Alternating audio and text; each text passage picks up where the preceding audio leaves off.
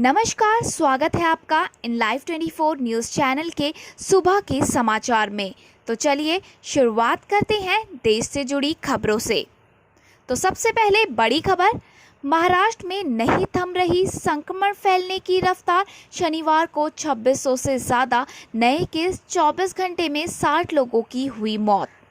Corona महामारी देश में लगातार बढ़ती चली जा रही है। मौजूदा समय में कोरोना का संक्रमण सबसे ज़्यादा महाराष्ट्र में देखा जा रहा है। यहां अब तक कोरोना संक्रमितों की संख्या 48,000 के करीब पहुंच गई है। शनिवार को महाराष्ट्र में 2608 नए मामले सामने आए हैं। वहीं अब तक 13,404 लोगों को इलाज के बाद घर भेजा जा चुका है। शनिवार को महाराष्ट्र स्वास्थ्य विभाग की ओर से दी गई जानकारी के अनुसार अब तक प्रदेश में 47,910 लोग कोरोना से संक्रमित हुए हैं। वहीं शनिवार को 2,608 नए मामले सामने आए हैं और साथ ही 60 लोगों की मौत हुई है। इसके साथ ही 821 लोगों को इलाज के बाद ठीक पाए जाने पर घर भी भेज दिया गया है। राज्य में अब तक 1577 लोग कोरोना के संक्रमण से अपनी जान गंवा चुके हैं। दूसरी ओर महाराष्ट्र पुलिस के 1671 कर्मी कोरोना से संक्रमित है और साथ ही 18 की मौत अब तक इस वायरस से हो चुकी है। चलिए अब बात करते हैं ताज़ा आंकड़ों की। तो देश में पिछले 24 घंटे में सबसे ज़्यादा 6,654 मामले सामने आए हैं और अब तक 3,720 लोगों की मौत इस वायरस से हो चुकी है। देश में लॉकडाउन होने के बावजूद भी देश में संक्रमित मरीजों की संख्या बढ़ती चली जा रही है। देश में पिछले 24 घंटों में संक्रमित मरीजों के 6,654 नए मामले सामने आए हैं, जो एक दिन में अब तक सबसे ज़्यादा मामले हैं। वहीं पिछले 24 घंटे में 137 लोगों की मौत हुई है। स्वास्थ्य मंत्रालय के ताज़ा आंकड़ों के मुताबिक अब तक 1,25,101 लोग संक्रमित हो चुके हैं। वहीं 3,720 लोगों की मौत हो चुकी है। 51,784 लोग ठीक भी हुए हैं। राहुल गांधी ने जारी किया विपक्षी दलों की बैठक का वीडियो, कहा मनमाने तरीके से लागू किया गया लॉकडाउन फेल हुआ। कांग्रेस के पूर्व अध्यक्ष राहुल गांधी ने शुक्रवार को हुई 22 विपक्षी दलों की बैठक का वीडियो जारी कर सरकार को निशाने पर लिया है। इस वीडियो में राहुल गांधी दावा कर रहे हैं कि लॉकडाउन मनमाने तरीके से लिया गया फैसला था और अब ये फेल हो चुका है। राहुल गांधी का आरोप है कि सरकार की गलत नीतियों की वजह से देश में कोरोना के मरीजों की संख्या तेजी से बढ़ रही है। आपको बता दें कि कांग्रेस अध्यक्ष सोनिया गांधी की अध्यक्षता में देश की 22 बड़ी विपक्षी पार्टियों की वीडियो कॉन्फ्रेंसिंग के जरिए बैठक हुई थी। बैठक में कोरोना वायरस महामारी के बीच प्रवासी श्रमिकों की स्थिति और मौजूदा संकट से निपटने के लिए सरकार की ओर से उठाए गए कदमों और आर्थिक पैकेज पर मुख्य रूप से चर्चा हुई थी। हालांकि इस वर्चुअल बैठक में एसपी, बीएसपी और आम आदमी पार्टी ने हिस्सा नहीं लिया था। सीमा पर चीन का भारी जमावड़ा, 100 टेंट बनाए, लगाई मशीनें, भारतीय सेना ने भी सैनिक बढ़ाए।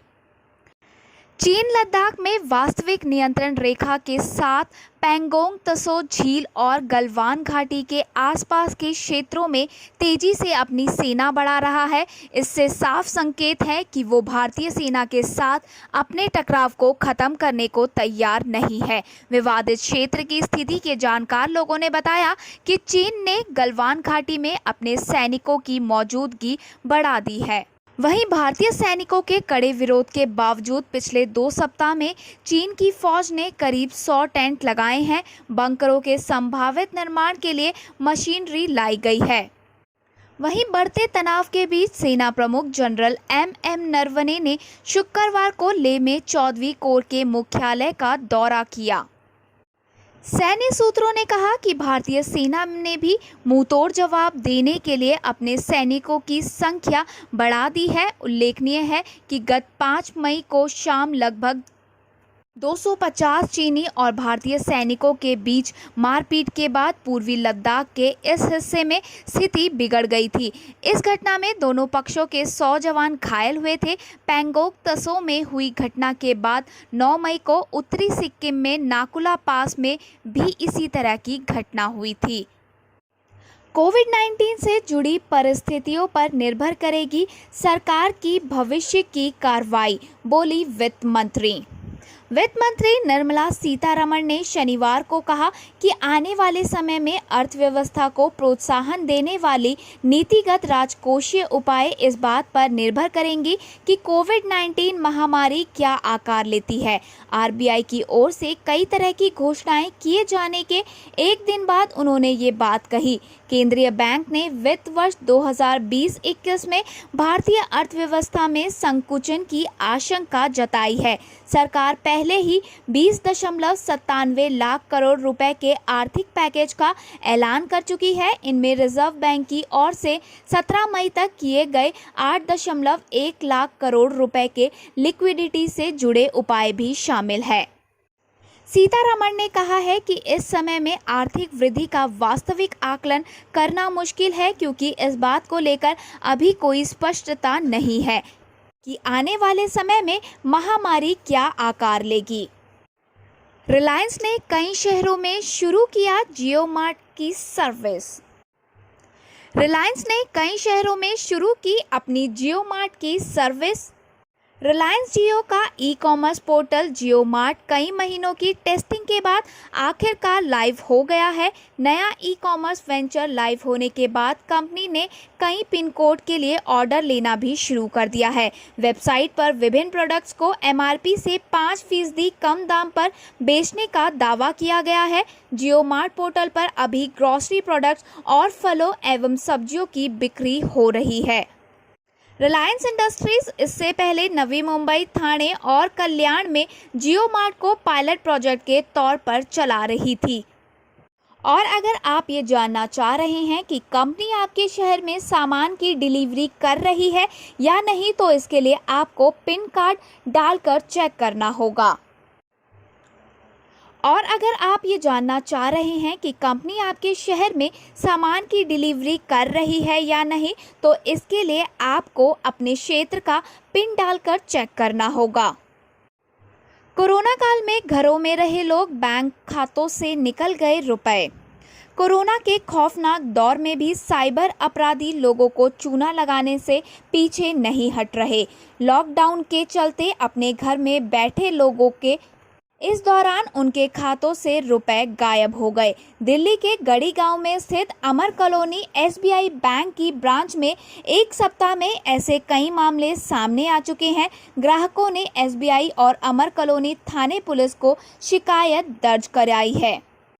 वहीं अमर कॉलोनी ब्रांच में मौजूद बैंक मैनेजर ने बताया कि 15 से 17 मई के दौरान अलग अलग एटीएम से लोगों के रुपए निकाले गए हैं। अभी तक यहां 15 से अधिक शिकायतें आ चुकी हैं। सबकी फाइल बनाकर जांच की जा रही है। पुलिस को भी फाइल और संबंधित एटीएम की सीसीटीवी फुटेज सौंपी जाएगी। हालांकि उनका 3 दिन पहले ट्रांसफर हो चुका है, इसलिए आगे की कार्रवाई नए ब्रांच मैनेजर करेंगे।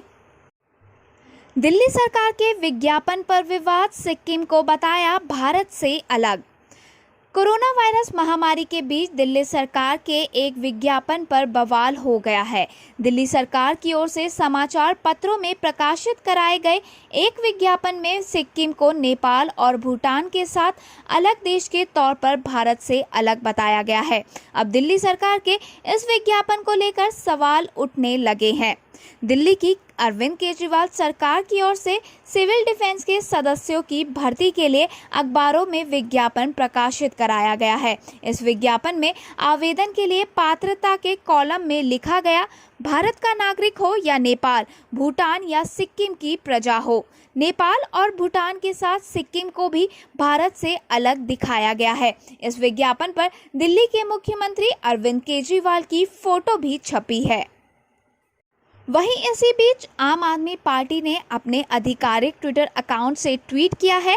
ट्वीट में लिखा है, इस मुश्किल दौर में जब दिल्ली सरकार अन्य सरकारों के साथ मिलकर काम करना चाहती है तो बीजेपी और कांग्रेस के नेता ओछी राजनीति में व्यस्त हैं। दिल्ली सरकार का ये विज्ञापन साफ तौर पर एमएचए के निर्देशों का पालन करती है।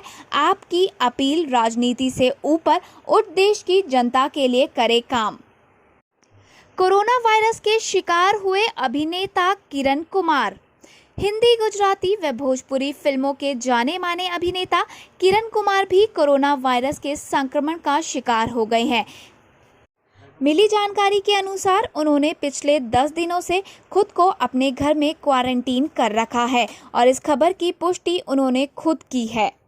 साथ ही उन्होंने ये भी बताया कि इस बीमारी के कोई भी लक्षण उन्हें नजर नहीं आए थे, वो एकदम स्वस्थ थे। उन्हें किसी भी प्रकार की कोई खांसी, बुखार, सांस लेने में कोई दिक्कत या फिर कोई दूसरे लक्षण नहीं थे। लेकिन जब उन्होंने अस्पताल में टेस्ट करवाया तो वो टेस्ट कोरोना पॉजिटिव आया। फिलहाल वो अपने घर में क्वारंटीन है।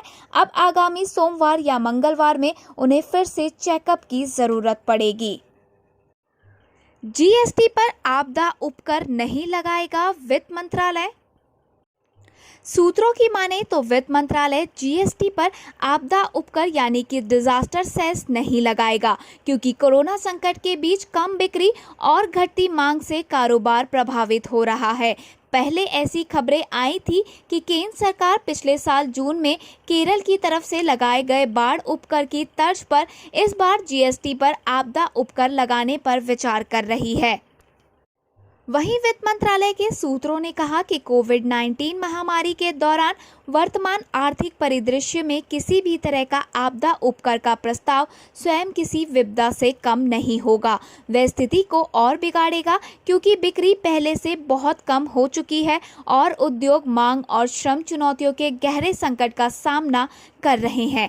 ऐसे में आपदा उपकर जैसा कोई भी कदम उपभोक्ताओं की भावना को आहत कर सकता है, जिससे बाजार कमजोर हो सकता है। इसके अलावा किसी अन्य देश ने भी इस तरह का कोई कदम नहीं उठाया है। कल से उड़ानों के संचालन को दिल्ली तैयार। वहीं महाराष्ट्र ने अब तक नहीं दी अनुमति। नागरिक उड्डयन मंत्रालय ने 25 मई से देश में घरेलू उड़ान सेवा शुरू करने की घोषणा की है। दिल्ली में इसके लिए तैयारियां पूरी हो गई हैं। वहीं कोरोना वायरस से देश में सबसे ज़्यादा प्रभावित राज्य महाराष्ट्र ने अभी इसे अनुमति नहीं दी है। महाराष्ट्र सरकार का कहना है कि लॉकडाउन 31 मई तक प्रभावी है और सरकार ने अभी तक लॉकडाउन के नियमों में बदलाव नहीं किया है। इसके अलावा कई राज्यों में यात्रियों को क्वारंटीन होना होगा। राजधानी दिल्ली में इंदिरा गांधी एयरपोर्ट के टर्मिनल 3 से सभी उड़ानें संचालित की जाएंगी। प्रवेश के दौरान यात्रियों की थर्मल स्कैनिंग की जाएगी। दिल्ली अंतर्राष्ट्रीय एयरपोर्ट लिमिटेड के सीईओ ने बताया कि यात्रियों के फ़ोन में आरोग्य सेतु ऐप इंस्टॉल होना अनिवार्य होगा। साथ ही कहा गया कि यात्री घर से ही बोर्डिंग पास का प्रिंट साथ लाए या स्कैन एंड फ्लाई कियोस्क का इस्तेमाल करे। प्रवेश के दौरान CISF थर्मल स्कैनर से तापमान की जांच की जाएगी। पहली फ्लाइट 25 मई को शाम 4:30 बजे की है। दिल्ली, यूपी समेत उत्तर भारत में कहर ढा रही गर्मी, गर्म हवाओं के थपेड़े से अभी राहत मिलना संभव नहीं। कोरोना संकट के बीच उत्तर भारत में गर्मी का कहर जारी है और अगले कुछ दिनों तक गर्मी से राहत मिलने की उम्मीद कम है। दिल्ली में शुक्रवार के बाद शनिवार को भी गर्मी का प्रकोप देखने को मिला, जहां सफदरजंग मौसम स्टेशन ने 44.7 डिग्री सेल्सियस तापमान दर्ज किया। इतना ही नहीं, शनिवार को कई राज्यों में पारा 45 डिग्री पार कर गया। मौसम विभाग के अनुसार आने वाले कुछ दिनों में तापमान में और बढ़ोतरी होने की संभावना है। मोबाइल से भी फैलता है कोविड-19 का संक्रमण। आइसोलेशन वार्ड में भर्ती मरीजों के फ़ोन ले जाने पर लगी रोक। यूपी की योगी आदित्यनाथ सरकार ने L2 और L3 के कोविड-19 के अस्पतालों के आइसोलेशन वार्डों में भर्ती मरीजों के मोबाइल ले जाने पर रोक लगा दी है। चिकित्सा शिक्षा महानिदेशक डॉक्टर के गुप्ता ने सभी चिकित्सा विश्वविद्यालयों, चिकित्सा संस्थानों और सभी सरकारी व निजी मेडिकल कॉलेजों के प्रमुखों को आदेश जारी करते हुए कहा कि मोबाइल से संक्रमण फैलता है। चिकित्सा महानिदेशक ने ये भी निर्देश दिए हैं कि कोविड अस्पताल के इंचार्ज को 2 मोबाइल फोन उपलब्ध कराए जाएं ताकि मरीज अपने परिजनों से और परिजन अपने मरीज से बात कर सके।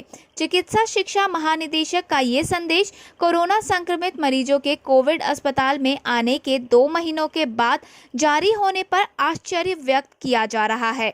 जानकार लोगों का कहना है कि दरअसल आइसोलेशन वार्ड में भर्ती मरीज कोविड अस्पतालों की हालत की फोटो व जानकारी अपने मोबाइल से भेज रहे थे, इसलिए मरीजों को मोबाइल ले जाने पर रोक लगाई गई है।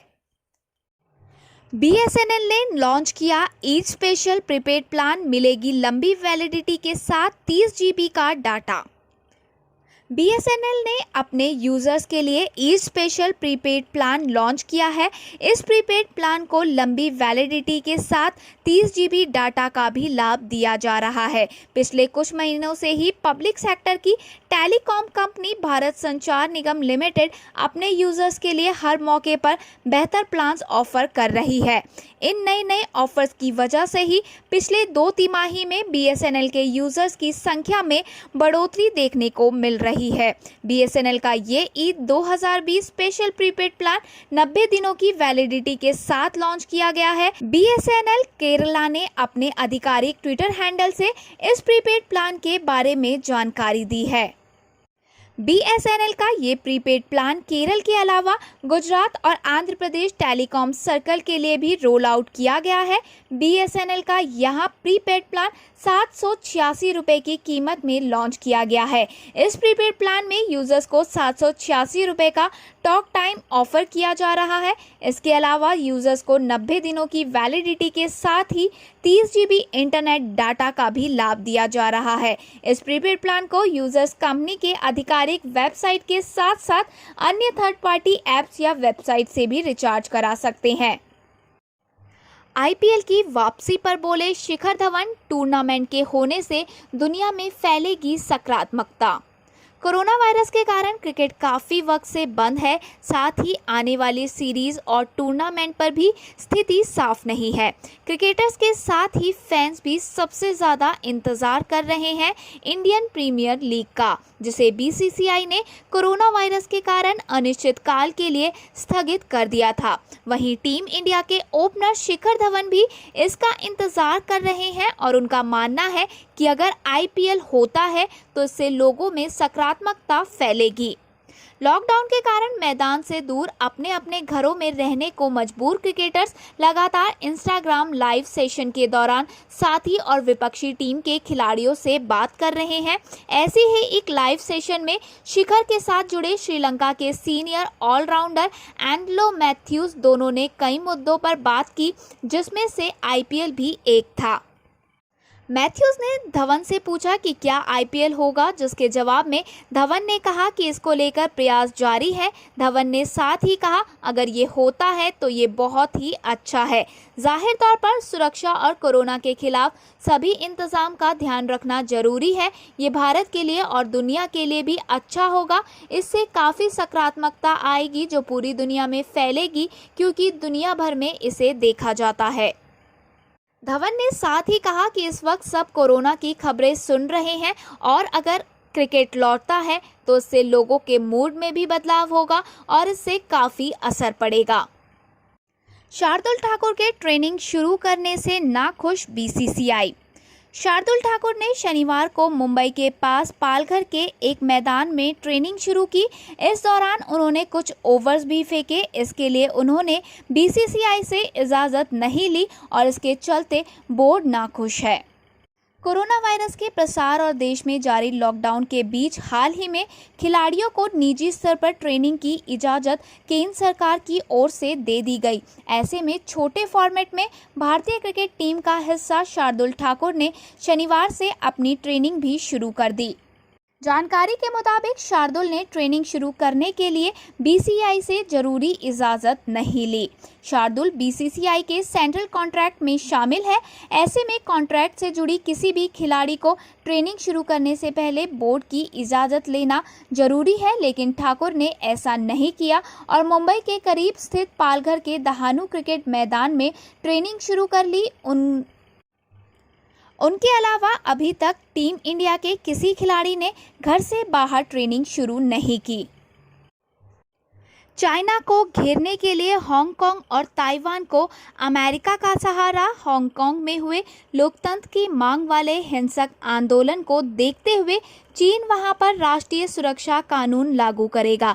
इससे चीन की ओर से कानून में संशोधन प्रक्रिया की आधिकारिक पुष्टि के बाद अमेरिका के राष्ट्रपति डोनाल्ड ट्रंप ने कड़ी प्रतिक्रिया व्यक्त की है। कहा, चीन ने यदि हांगकांग में ये हिमाकत की तो अमेरिका बेहद कड़ी कार्रवाई करेगा। कराची विमान हादसे में हुई 97 की मौत, चमत्कारिक रूप से 2 की जान बची। पाकिस्तान में शुक्रवार को हुए विमान हादसे में 9 बच्चों समेत 97 लोगों की मौत हो गई और 2 लोग चमत्कारिक ढंग से बच गए। सेना ने शनिवार को इसकी जानकारी दी। पाकिस्तान इंटरनेशनल एयरलाइंस का एक यात्री विमान शुक्रवार को यहां जिन्ना अंतर्राष्ट्रीय हवाई अड्डे के पास घनी आबादी वाले रिहायशी इलाके में दुर्घटनाग्रस्त हो गया था। लाहौर से आ रहे विमान PK 8303 शुक्रवार दोपहर कराची के जिन्ना अंतर्राष्ट्रीय हवाई अड्डे पर उतरने से कुछ मिनट पहले मौलर में मॉडल कॉलोनी के निकट जिन्ना गार्डन में दुर्घटनाग्रस्त हो गया। इस दौरान जमीन पर मौजूद 11 लोग भी घायल हो गए। अफगानिस्तान में ईद के दौरान रहेगी शांति। तालिबान ने 3 दिवसीय युद्ध विराम का ऐलान किया। तालिबान ने शनिवार को ईद उल फितर के मौके पर अफगानिस्तान में 3 दिन के संघर्ष विराम की घोषणा की है। एक रिपोर्ट के अनुसार समूह के प्रवक्ता जबीहुल्लाह मुजाहिद द्वारा ट्विटर पर जारी एक बयान में कहा है कि तालिबान अपने दुश्मन बलों पर कोई भी हमला नहीं करेगा, लेकिन संभावित खतरों के खिलाफ अपने बचाव का अधिकार बनाए रखेगा।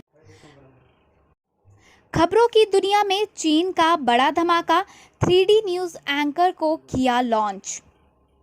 चीन में दुनिया की पहली 3D न्यूज़ एंकर को लॉन्च कर दिया है। सरकारी समाचार एजेंसी ने आधुनिक तकनीक का इस्तेमाल करते हुए ये कारनामा अंजाम दिया है। 3D तकनीक से चलने वाली न्यूज़ एंकर दुनिया की पहली न्यूज़ एंकर बन गई है। चीनी सरकारी एजेंसी शिन्हुआ ने artificial intelligence 3D news anchor को शामिल किया है। वर्चुअल प्रस्तुता की लाइन में 3D एंकर अपने आप में अनोखा प्रयोग है। ये एंकर आसानी से घूम सकती है और चेहरे के पेचीदा उभार को डिस्प्ले कर सकती है। ये अपने बालों और लिबास के स्टाइल में तब्दीली भी ला सकती है। रिपोर्ट के मुताबिक भविष्य में खबरों को पेश करने के लिए इसका इस्तेमाल किया जाएगा। 3D न्यूज़ एंकर को तैयार करने वाली कंपनी का कहना है कि यह आसानी से आवाज़ की नकल कर सकती है, चेहरे होठ के हाव भाव को पहचान सकती है, अपनी शैली में परिवर्तन भी ला सकती है। इससे पहले 2018 में शिन्हुआ क्यू हाउ नाम से डिजिटल एंकर को न्यूज़ की दुनिया में उतार चुकी है। मशीन लर्निंग तकनीक का इस्तेमाल कर उसे आवाज़ की नकल करने, चेहरे की गति और वास्तविक प्रस्तुता के हाव भाव की नकल करता था। आने वाले दिनों में हो सकता है 3D न्यूज़ एंकर स्टूडियो से बाहर कई मौकों पर ताज़ा समाचार पढ़ते हुए नजर आए। दुनिया भर में संक्रमितों का आंकड़ा 54 लाख के पार पहुंचा। गाजा में संक्रमण से हुई पहली मौत। घनी आबादी वाले गाजा पट्टी में शनिवार को कोरोना वायरस संक्रमित एक महिला की मौत हो गई। ये क्षेत्र में इस संक्रमण से होने वाली पहली मौत है। अधिकारियों ने ये जानकारी दी और कहा कि इस महामारी से क्षेत्र की पहले से ही खराब स्वास्थ्य चिकित्सा प्रणाली बुरी तरह से प्रभावित हो सकती है। फ़लस्तीनी स्वास्थ्य मंत्रालय ने कहा कि मृतक 77 वर्षीय एक महिला थी जो पहले से कई स्वास्थ्य संबंधी समस्याओं से ग्रसित थी। दुनिया भर में कोरोना की संक्रमितों की संख्या 54 लाख के पार पहुंच गई है। केवल यूरोप में ही कोरोना संक्रमण के 20 लाख मामले हैं। धन्यवाद। आगे की और खबरों के लिए बने रहिए हमारे साथ इन लाइव 24 न्यूज़ चैनल में। और अगर आपको हमारी ये वीडियो पसंद आई हो तो प्लीज़ लाइक और दोस्तों के साथ शेयर ज़रूर करें और जाने से पहले हमारे चैनल को सब्सक्राइब ज़रूर कर लें।